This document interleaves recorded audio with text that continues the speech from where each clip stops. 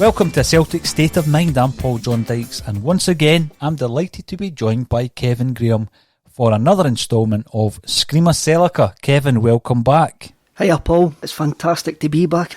Screamacelica, Kevin, is your brainchild, where we look at a record that means something to you from any era, and then we have a look at what else was happening in the world of Celtic round about the time of that album's release. Now, the one that you've chosen tonight is very relevant for a number of reasons, and we'll talk about all of that throughout the podcast. What is the album, and when was it released? The album is by the Manchester band James, and it was released on the 3rd of August 2018, and it was called Living in Extraordinary Times. This is the band's 15th album. And that's an amazing feat, and I think it's also an amazing feat when it could also be considered as their best album, because for me this is peak James. It's got everything that you want from a James album. It's industrial, it's got electronica, it's got great pop melodies, it's got great hooks, it's got great grooves, it's got experimental, it's got fantastic lyrics. And one thing that really annoys me about when you read the papers, the music papers or music reviews now when they actually speak about James, is James get compared to bands like the Killers and the Cortinas. And I'm like that. It should be the other way about. We're talking about a band that have had 15 studio albums here. If anybody's copying anybody's templates, it's they bands that get mentioned alongside James as James are sounding like. James invented this sort of stadium indie, if you want to call it that. For me, you can't pigeonhole them. They were kind of tagged on when in 1990 because they had a M1 postcode. And they didn't sound like any of the other bands that were being touted at that time. And for me, the main difference for James, the main difference between the Cortinas, the Killers and James is the fact is the Cortinas and the Killers do not have Tim Booth. Tim Booth is an utter genius of a lyricist and an utter angel at singing. And what a frontman as well, Kevin. In terms of a focal point for a band, what a frontman. He is head to toe an artist. He's an entertainer. He's a very, very talented guy. The whole band have always played to their own tune. It doesn't matter what's going on, what's in fashion, what's not in fashion. They've just done what's felt right for them. And their last 3 albums that they've brung out, La Petite Mort and The Girl at the Top of the World, for me, it's a great run of albums, an absolutely fantastic run of albums where they've seemed to have hit their stride. But what I also really, really like about them is they're not one of these heritage acts. If you go and see James live, they'll play the majority of their new album that they've got out. They change the set list every single night as well. If you want to rock up and hear Sit Down, you might be disappointed because they didn't play it every night. If you want to hear For Tomorrow, you might be disappointed because they don't play it every night. They change the set list every single night. I think you've encapsulated everything that is important about James. There was that Manchester thing, but that was almost just by chance when it came to James, Kevin. You know, they were originally signed to Factory Records, but they came away from all of that. I don't think they as a band wanted to be part of that scene. Didn't do them any harm at the time, because, you know, if you were lumped into the Manchester scene or the Manchester thing, inevitably your records were selling more. You were on the bill with various bands who were maybe of that ilk. I mean, the Charlatans were thrown into the Manchester thing. They went from Manchester. The guy who formed this band was Jim Glennie, hence the name James. And if it came to maybe a commercial peak, perhaps the commercial peak was the 90s. But this is another one of those bands that you've mentioned before, Kevin, who maybe after the commercial peak, as they moved into their kind of latter years as older, more mature musicians, they started producing some of their best work. Some of the bands you've mentioned before, Suede, for example, was one that you mentioned a few weeks ago, who, the commercial peak where every single that came out was a hit with a shiny, glossy video that you saw on repeat and on rotation on MTV. They don't get that kind of coverage now, but the albums are solid. And it's like what you said there. Arguably, the latest James album could well be their best. It probably won't, hit the audience that some of the earlier ones did. The obvious ones being albums like Laid, for example, or Gold Mother. I think everybody can relate to James. Everybody of our era, our generation, can relate to James at certain different points. I remember going back to the 1990s Manchester movement, Kevin, and you remember certain things. You remember somebody with a stereo in the local park when you're playing football, listening to Northside, followed by Sally Cinnamon. You heard the sounds coming through, even though you didn't know. You just knew there was a group of youngsters who were into a type of music. And I always remember somebody wearing one of the classic James t-shirts, where all you saw from the front was Ja. It maybe had an M on the sleeve and then it was ES on the back. You remember, they must have sold bucket loads of these t-shirts, and you heard things like In Spiral Carpets, This Is How It Feels, and you realised that there was some kind of movement, and it was different. Obviously, I wasn't there for punk, but it was different from punk because the whole vibe was different. And I think it comes down to drugs, doesn't it? As well as the music as well. It's the drugs that accompany the music at that time. Punk was very angry and amphetamine fueled, whereas the Manchester thing was quite clearly fueled by MDMA. The Millionaires album, obviously a lot of the tracks, just about all of the tracks, were co-written by Brian Eno. So it shows you how the band were always willing to collaborate and change and adapt. And it sounded at that time as though James were coming to the end of their time, really. And obviously they did split up after their album in 2001, Pleased to Meet You, which was another great cover. Pleased to Meet You was an amalgamation of all the band members' faces created into one figure who is James. That's the character James. People used to say, where'd you get your band name? There's the guy there, that's James. And it was an amalgamation of everybody's face all in one. Great front cover. And that's another brilliant album, by the way. Pleased to Meet You. I don't know if that's one you've invested much time in. Definitely. And the other thing, my first ever concert was James at the Barrowlands.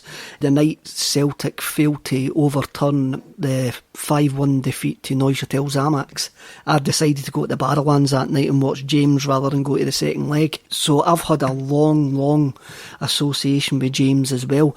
One of these things as well, I always find it unusual that you get certain bands that break through, certain bands that make a crossover to what I would term people who don't like music. I say that quite flippantly.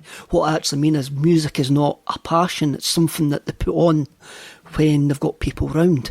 The Beautiful South is another example of this. Carry On up the charts.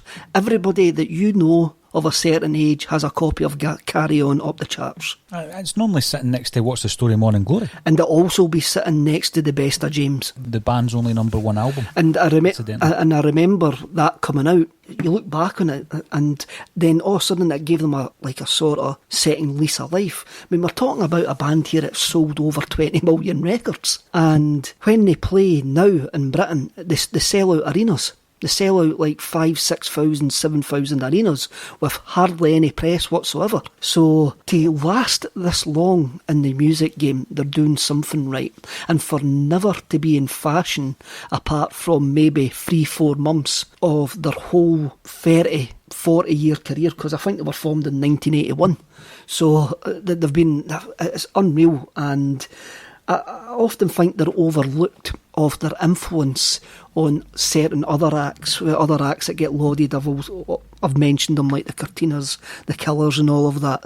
James are a big massive influence on them, and they don't really sound like anybody else. For me, I haven't heard a band that sounds like James. I think they just do their own thing. You're absolutely right. And see, when you're talking there about the Best Of album, and I chipped in there saying it was their only number one, that is as the whole concept of a best of is. It's the most accessible work, and anybody even with a passing interest in music is going to enjoy that. The songs on that album are incredible. But this takes me round to something that's quite relevant. The single, the song that everybody's heard, is Sit Down. Now that got to number 2 in the charts, and it got to number 2 in the charts. The single artwork was created by Central Station Design, which is Matt and Pat Carroll, who are the cousins of Sean Ryder and who did just about all the Happy Mondays and Black Grape artwork. It's a great single. I mean, it's one of the radio-friendly, crossover songs that was a hit all over the world. Who was it that kept him off the number one spot in the UK? Oh, no. 19... You need to tell me. Chesney Hawkes. I am the one and only. That's the one. So that brings us right up to date. I'm sitting in Falkirk, not a million miles away from where you are, Kevin. I ken where you're going with this. And I'm sitting there with Gordon Strachan in January this year. And this is one of the most bizarre things that's ever happened to me. Certain things are bizarre. For example, and I've mentioned this before, I have got one of John Hartson's suits in my wardrobe up the stairs in my bedroom. And there's a story behind that as well. But all these wee things happen. You know, you spend 4 hours in a car with Chris Sutton driving to Inverness. And at some point, you think to yourself, wow, this is the guy that scored that goal against Juventus. Every now and again you pinch yourself. You think, wow, I'm just blagging it here. And this was one of the moments. So I was doing an event with Gordon Strachan and Paddy McCourt. We go and we pick up Gordon, and we have to pick up Paddy McCourt from a different venue elsewhere in the area. So Gordon says, I'll drive. We jump into his white BMW, just me and him. As soon as he turns on the ignition, Kevin, on comes James. Instantly recognisable through the voice of Tim Booth, as you say. The guy's a brilliant frontman, singer, lyricist, outstanding. And at that point, Kevin, I had no idea that Gordon Strachan and Tim Booth were big mates. Didn't know. I since have realised that obviously, all it would have taken is a Google search, but I didn't know that they were mates. So to get the conversation going, Kevin, middle ground, bit of rapport. You're a fan of James. Gordon Strachan then tells me the full story about how when he played for Leeds United, Tim Booth's a big Leeds United fan, got in touch with Gordon. They just hit it off, and they've been good friends ever since. They go on holiday together, they have meals together. Gordon Strachan goes to James' gigs on a regular basis. So for the whole journey in that car, with wee Gordon Strachan and me going to pick up Paddy McCourt, Gordon Strachan spoke about James, his love of the band, and in particular a song called Many Faces. And that particular song is on the album that we are currently discussing. But the relevance of the song is that it's an anti-discrimination song. The lyrics are phenomenal. If you listen to the song, which I hope some people might do after listening to this podcast. Many Faces, it's an anti-discrimination song. And what happened was Sol Davis, who's also a massive fan, anybody who listens to the podcast will know that he's a Celtic fan, and Tim Booth and various other people went to Porto FC. They sang the song to a packed audience. The fans joined in with 3 particular lines. There's only one human race. Many faces, everybody belongs here. The whole stadium chanted it, and it is an anthem. It's a terrace anthem, isn't it, Kevin, when you watch that video? Definitely, and it's one of these songs I would ask anybody to spend a bit of time, go onto YouTube and put in Many Faces James. And before this album came out, they'd done a summer tour, festivals all over Europe, gigs in Britain, and they started playing this song. Now, what you've got to remember is this song hasn't been released yet. And what actually happened was there is a YouTube video from the first night they play it in Manchester, and the crowd right away starts singing back that refrain. There is only one human race, many faces, everybody belongs here. Everybody starts chanting it back to the band. And when you have a look at the videos on that tour, there's a great one from the Usher Hall in Edinburgh when they done it with a choir. Everybody's just picked up on that refrain. As you say, it's a terrace anthem. And what a message, such a powerful and simple message, which I've said plenty of times, is very, very difficult to do. It's very difficult to get a message so concise and so simple that it can travel, that it can bury itself into your consciousness. And this song does it. And obviously we've had Sol on the podcast, and his initiative, Everybody Belongs Here, I mean, we fully support it. It's something that, me being a Celtic fan with a certain Celtic state of mind, it appeals to me what it's about. And it'll appeal to a lot of Celtic fans as well, who are of the same political mind as myself. And I would encourage anybody to go and have a look on this website. And I'm really, really looking forward to tying up more with Sol and this initiative to see where it takes us and to see what good we can do, especially in these times where right-wing views seem to be more prevalent, and the more outrageous, bigoted, your opinion seems to be going down well with certain aspects, but there's a lot of good people out there, a lot of good people who are the silent majority, who are not represented by these guys who are running about guarding statues and stuff like that. So we need to show there's a lot of good guys out there, so we need to tie up with this everybody belongs here. You're 100% right, but that night developed with, for example, me sitting eating my cheesecake and Gordon Strachan singing under his breath this song all night, kept singing it. It is one of the ones that strikes a chord with an audience. It sounds unbelievable when it's being chanted by a football crowd. A Celtic State of Mind and Saul Davis are currently working together to create something special, and in the coming months that something special will come to fruition when people are able to gather in groups and be together. And that's something that anyone of a Celtic State of Mind will want to get involved in when they hear some more detail about those plans as well. It's great then that Saul Davis is a big Celtic fan, and anybody who's not listened to that podcast or watched the video on YouTube, you should do it, because the guy, he was brilliant. He came across so well that night, Kevin, didn't he? He did, and it's really unusual because Saul, he joined the band as a violin player and he's developed into one of their main songwriters, and he's been there since 1989 now, and it's really interesting because he used to stay in Gargunnock, which is close to Stirling where I stay, and you used to see him in the town. And another strange coincidence as well, I mentioned the album Girl at the Top of the World. That was actually recorded in the studio in Stirling that we recorded, or used to record in before lockdown happened. First band I ever saw live at the Barrowlands as well. There's a lot of wee links here, and I sometimes think that we're extremely lucky what we get to do, but I sometimes think there's a bit of destiny sometimes when things fall certain ways and who we speak to and who we get involved with. And James have been a presence in my life since the early 90s, and to be talking about them now and maybe doing some work with one of the members is, I don't know, it just seems like, I'm not going to say fate, but it doesn't seem as bizarre as what it should, if you understand what I mean. 100%, and because it happens gradually as well, Kevin, when you look at that introduction via Gordon Strachan to the song, so it's already part of my consciousness, and then I speak to someone who is a mutual friend of Saul Davis and who's in the music industry, and he introduces us, and then Saul starts going on about a song that I'm already aware of, and you've got that middle ground. And it's like you say, but it also goes back to the famous quote from Jack Nicklaus, who says, the more I practice, the luckier I get. And that's a big thing as well, Kevin. You've got to put yourself out there, to get these opportunities, and then obviously when they come along, you've got to then think, well, what am I going to do with this? So there's a huge plan, and I think it will appeal to Celtic fans, and that should come to fruition over the next few months.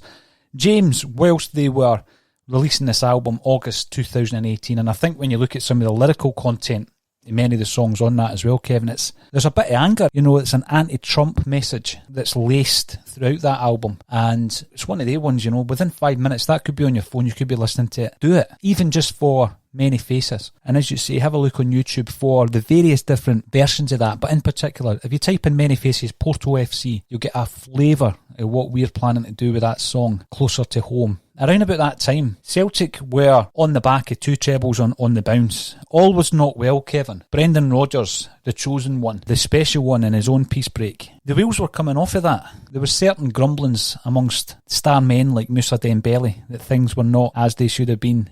The people that he wanted in at the club as players weren't being brought in. Before you knew it, he was putting the message out in his interviews that all was not well behind the scenes at Celtic Park. Probably one of the worst parts of the whole process, winding down his time at Celtic Park, for me, was when he played his son on the pre-season game. Anton Rodgers, it was so egotistical, so self-serving. We'd all love to see our sons playing for Celtic, but imagine being a young player at that time and you're being held back because Anton's playing and you're not. So the wheels were coming off the Brendan Rodgers bus a wee bit around about this time, August 2018. Let's go back to that season and your memories, particularly the first few months when we've got people like Boyata, for all intents and purposes, going on strike against AEK Athens and us bouncing out of the Champions League to a team that we definitely should have progressed against them. We just seemed everything looked okay in that summer. Everything looked fine. I mean, it was a summer of possibilities. There was a summer of hope that we were going to see Dembele and Odsonne-Edouard as a front two, because Rodgers had started playing a 3-5-2 in the pre-season games. Obviously that didn't work out, and we went to start that season. What I really remember about the game against AEK Athens was Rodgers throwing his rattle out the pram before the game, us absolutely destroying AEK Athens in the first half hour.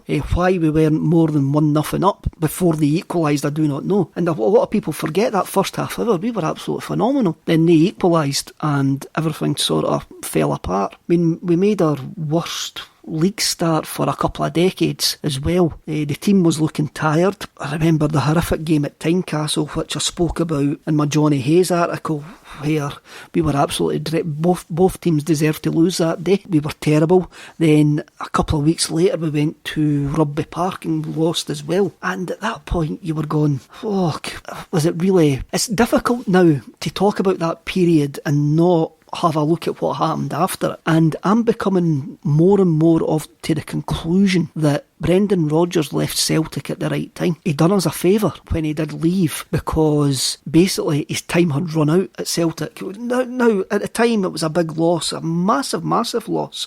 But when you look at what was happening behind the scenes, we went to Ibrox and we lost. And we should have lost more heavily that day. And Craig Gordon actually kept us in that game, while also being part of the problem that day as well. He couldn't keep possession of the ball. And at that point, when you look at the transfer window, we bring in Weah, we bring in Burke, we bring in Tolan as well. And the big money, big wages, loan signings. But let's not beat about the bush here. Brendan Rodgers has to go down as a very, very successful Celtic manager. What Neil Lennon has done is picked it up and he's moulded the team in his own image, but he's using the base that Brendan left. I mean, I think Lennon's admitted himself in the last couple of weeks that he's now more a man manager, and it was John Kennedy and Damien Duff that were doing most of the coaching, most of the training, and having a massive say in the tactics that the team were playing, because they knew what the players were used to under Brendan Rodgers. Brendan Rodgers dragged us up to an elite level, a Premier League level. And we have to thank him for that, we really do. And I think we also have to thank him now for giving Neil Lennon that strength of character in that few months, that February to May, for him to get his feet back in the door, see the lay of the land, and to deliver the treble treble. Because can you imagine Rodgers hanging on to the summer, winning a treble treble, then leaving in the summer? It would have been a summer of discontent. It would have been a summer of upheaval. And I think now, looking back, Neil Lennon getting those 4 months benefited us the following season as well. I really do think it did. It gave Lennon time to go in there, see what it was all about, and make the slight changes that he made to the team. And I think we're all the better for it, for Brendan Rodgers leaving when he did. I wouldn't have said that a year ago in February when he left, but I can now quite safely say that with hindsight. When you look at the discontent, I think we were already at that stage. That was the problem. You know, he wasn't happy. That was filtering into the actual team. The game that you're talking about at the turn of the year against Rangers, it was clear to anybody with even a passing interest in football that McGregor shouldn't have been playing left back. Johnny Hayes had come in and played well the previous week against Aberdeen. We play McGregor at left back. He's offensively one of our most dangerous players. He actually scored a perfectly good goal that day, but the one each would have just given us a false sense. I think, you know, it was a real wake-up call when we got beat at Ibrox that day. But he wasn't the invincible that we thought he was by that time, Brendan Rodgers. We had all succumbed to the realisation that mistakes were being made. A lot of them were personal mistakes generated by, you know, the egotistical fog that, you know, gets in the way of people's judgment, Kevin.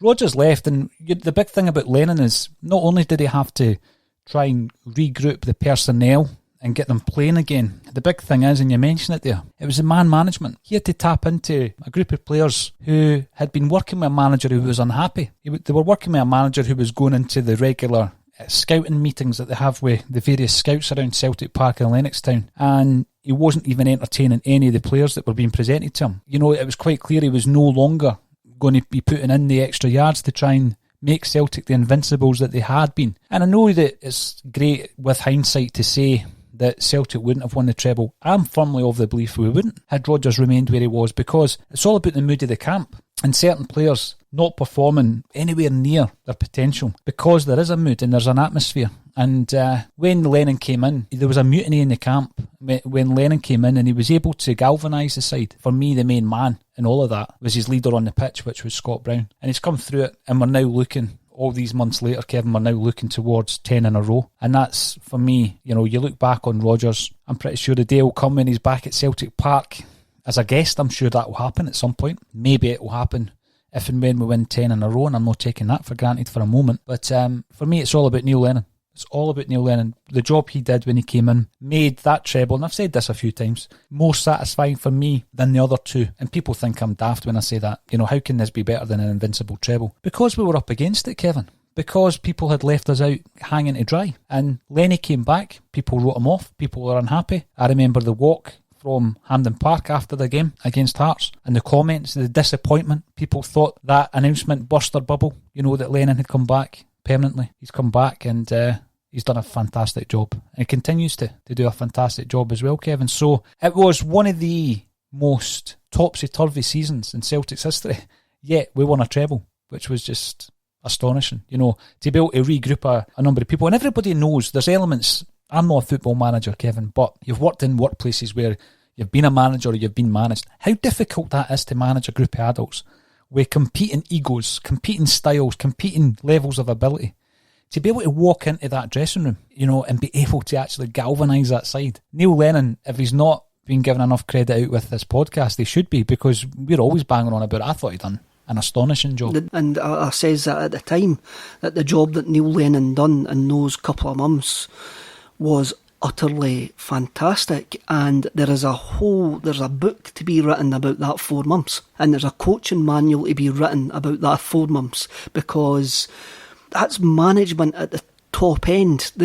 He should be actually doing PowerPoint presentations once he's finished his management career about, this is what I've done at this point to galvanise this side, who's their father figure had just left them. And fair play to him, but I do think, and I'm going to stress this, I do think we're benefiting for Lennon being there those 4 months. That gave him a 4 months head start to what we saw the following season, which was a team that improved from the previous season, and we were better than what we were the previous season. Getting back to Rodgers, he's an invincible treble winner manager, and just because he had a naked ambition, we just can't throw that in the bin alongside other certain people in our history who are now consigned to the bin. We can't do that with Brendan Rodgers, I don't think. I really don't think we can. He done far too much in the 2 years his mind was on the job for us just to discard him completely. We're never going to forget the last minute winner to win an invincible treble. That season was unbelievable, and maybe it's just me, the new me, making peace with demons of the past. But hey, let bygones be bygones and just celebrate that it happened, eh? Yeah, and it's still happening, Kevin. That's the big thing. It's still happening. The domination, the success, the steamroller, it's still rolling on. And back then as well, I mean, when you pick a year or pick an album from the 90s, for example, the early 2000s, if you did it from the 1980s, something we've not done yet, but it will come. I think of dozens of different albums from that particular period. But when you mentioned the James album, I'm thinking, okay, there may not be the plethora of LPs that would accompany a 1990s moment. So let's have a look at some of the other music that was out around about the time of the James album back in 2018. The first one I would mention, Kevin, our lists are always very similar anyway, but I'm going to give a shout out to Blossoms. They released an album called Cool Like You, and the reason I'm giving them a shout out is because I think their early singles were released by James Skelly from The Coral on Skeleton Key, independent record label. It's a record label that went on to release Edgar Jones's album, The Song of Day and Night. If you've not checked it out, you should do it. It's another brilliant LP. But Blossoms seen our latest update on the State of Mind studios, and I've now agreed to come up with a gas wheeling out the Happy Mondays for a shot on a couple of our scooters. So Blossoms, big shout out to the drummer Joe Donovan, who is now a fan. He's a Man City man, but he's welcome to come up and hit a few cymbals in the new studio once it's ready, and that should happen over the next weeks and months. So there you go, there's a shout out to the Blossoms. What other albums were you listening to around about that time, Wouldn't Kevin? it be a podcast? Wouldn't it be a Screamacelica podcast if a spiritualised album, would it? So Jason Pierce released And Nothing Hurt, another masterpiece, probably his best album since Ladies and Gentlemen Were Floating in Space. Saw him do the whole album at the Old Fruit Market. Fantastic night. We're not going to do a spiritualised album, are we? We're just going to talk about them in every single episode of this. You're going to have to do a spiritualised album. Aye. You've got to. Other ones that year, Swed released the Blue Hour, which, again, is a phenomenal album. Up there with Dogman Star, for me. It was one of the greatest Swed albums ever. The Arctic Monkeys released Tranquility Base, which was a bit of a departure for them, but I loved that album. Again, it was a bit of a left turn for them, but again, it's a band that's big enough to make those sort of left turns and still not lose their fan base. And we've spoke to a lot of what I would call younger Arctic Monkeys fans, and they love that album as well, which I was quite surprised about, especially if they've been brought up listening to AM and a lot of their heavier, rockier stuff. And Idols, Joy is an Act of Resistance. I love its shoutiness, I love its directness, I love its sort of punkness, I love its political message as well. And the last album that I've got for this year is the Primal Scream, the Memphis tapes. I know you says it was a reissue, and I sort of argued with you that it wasn't a reissue. I didn't believe this album's a reissue. I think this is a completely different album from Give Out But Don't Give Up, which was released in 1994, I think. Now, if any of our listeners didn't know the story behind the Memphis tapes, basically the Primal Scream went to Memphis to make an album. They made it, and when they came back, Alan McGee didn't like it, and they re-recorded it, and it became Give Out But Don't Give Up. In 2017, friend of the podcast, Andrew Innes, found the Memphis tapes in his basement and listened to them. Obviously, the Primal Scream were a bit hedonistic at the time when the album was being recorded, and they forgot that they had these tapes. For me, it's how the album should have sounded. It's how the album should have been released. It's how the Primal Scream wanted that album to sound, and they admit that now. It was the album that they wanted to make. And for me, it's a tribute to Robert Young, the late guitarist. The guitar work on the Memphis tapes is out of this world. It's so delicate, so soulful, so rock and roll, so traditional. It's got everything that you want, and I really see that album as a tribute to the genius of that man. Now, you've already name-dropped Andrew Innes, Kevin. You beat me to it. It's usually my job. But we did speak to Andrew about the album when he was up watching Celtic playing Lazio, and there was some regret, but I mean, there's only so much you can regret when you're Primal Scream and you've gone on to make further incredible albums. But when you listen to it, and just listen to it, that's all I can say. Just listen to the Lost Memphis tapes. I love lost footage, found footage. I love that. The whole concept of found footage, be that, videotapes or recordings, and they're unearthed and they come out much later after the event.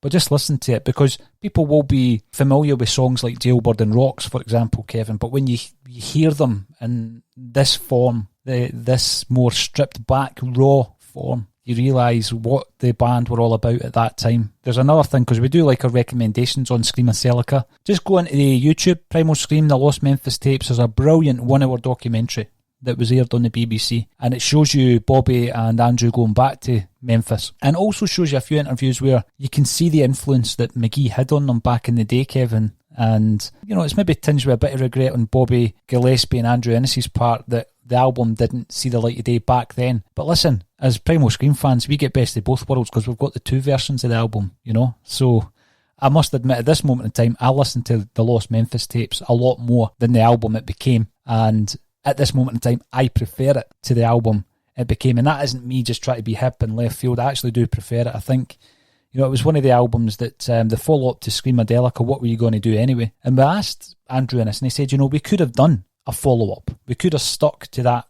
vibe. We could have used the same producers. But Primal Scream don't work like that. They always want to evolve. They wanted to go to Memphis to record their album with one of the best rhythm sections that's ever been put on tape. And that's what they went and done. And that's a very Primal Scream thing. Obviously, Alan McGee maybe didn't see it that way. And we'd recommend anybody watch the documentary. But there's a very good point in the documentary when they actually interview the producer. And he goes, I couldn't do nothing with the tapes. He says, I thought they were perfect. But he sort of glammed it up. The version of Rocks that you hear is very glam rock. The version of Rocks in the Memphis tapes is not glam rock whatsoever. It's very stripped back, as he says, Paulie. It's like it is a different version of the song.